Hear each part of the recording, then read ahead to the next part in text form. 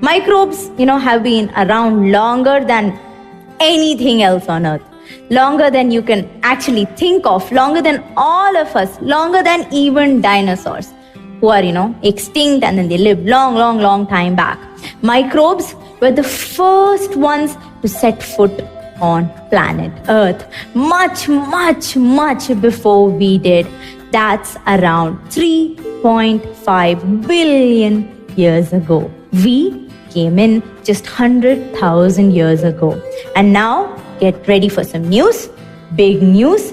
Your great-grandparent, my great-grandparent, this tree's great-grandparent, all point to one ancestor, a microorganism called archaea. Archaea was the grandparent of us all. Find it hard to believe? Let me tell you a small story of how the Earth came into existence. Around 4.5 billion years ago, Earth was formed from the Big Bang, but the temperature and climate on Earth was just too harsh, just too volatile for any kind of life to be possible. So the question was, how did it happen?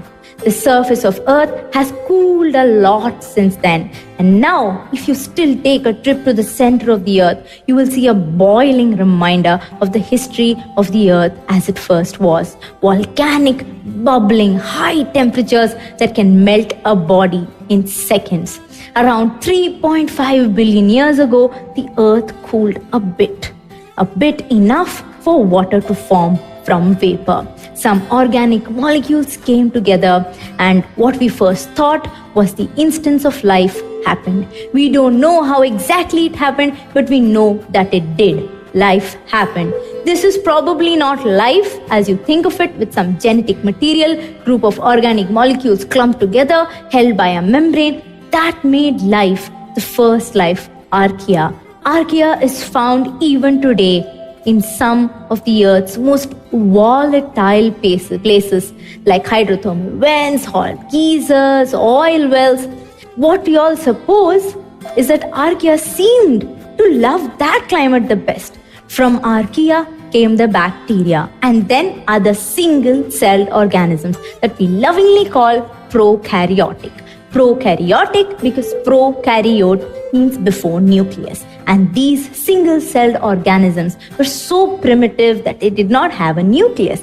And then all of a sudden, the oxygen levels went up from 0 to 10%. What was the source of this oxygen? It was a brand new prokaryote, cyanobacteria, which had actually figured out how to make its own food through a magical process called something similar to photosynthesis. So more cyanobacteria were hanging out, more levels of oxygen were there. So from 3.5 billion years to 2.1 billion years ago, these prokaryotes ruled the Earth. They were alone on the Earth. And then suddenly a special cell called a eukaryote was formed. And eukaryotes are a big deal because they include you, they include me, as well as other plants and animals. They include life as we think of it today. There are so many theories of how these eukaryotes came into existence, but one which seemed the most convincing is that when one prokaryote ate another one and then just forgot to digest it, it stayed there. And then they together became a single cell. They each replicated, gave rise to special parts inside which we actually have the cell organelles today. This allowed for so much complexity that slowly we started seeing multicellular organisms, that is, organisms with multiple cells in their body. Life started evolving. We had algae, and then we had a lot of organisms that were in the water because the Earth was majorly water. And then suddenly there was this huge explosion in terms of sudden new types of organisms, and then the waters were suddenly filled with a large, diverse set of creatures. It was like someone had waved the magic wand over the seas, and suddenly the sea was diverse like never before. This was called the Cambrian explosion, and that's where we started to get most of the animals and plants that we hang out with even today. The water then started getting too crowded. The fishes became tetrapods. That is, they shed their gills for lungs, their fins for limbs, and then they conquered the land. It was taken over by life, frogs, lizards, dinosaurs. From dinosaurs came the birds and the mammals. whom we are also a part of. The wonderful story of life from our oldest, weirdest relatives, the Archaea, a journey which started 3.5 billion years ago, culminating today, because I am talking to you today, and then we'll go on and on and on for so many years.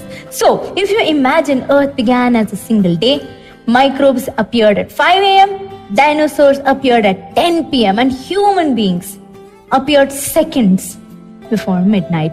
You can see what a small fraction we are in the history of the universe. And let's see how life on Earth, life on this planet, actually became possible.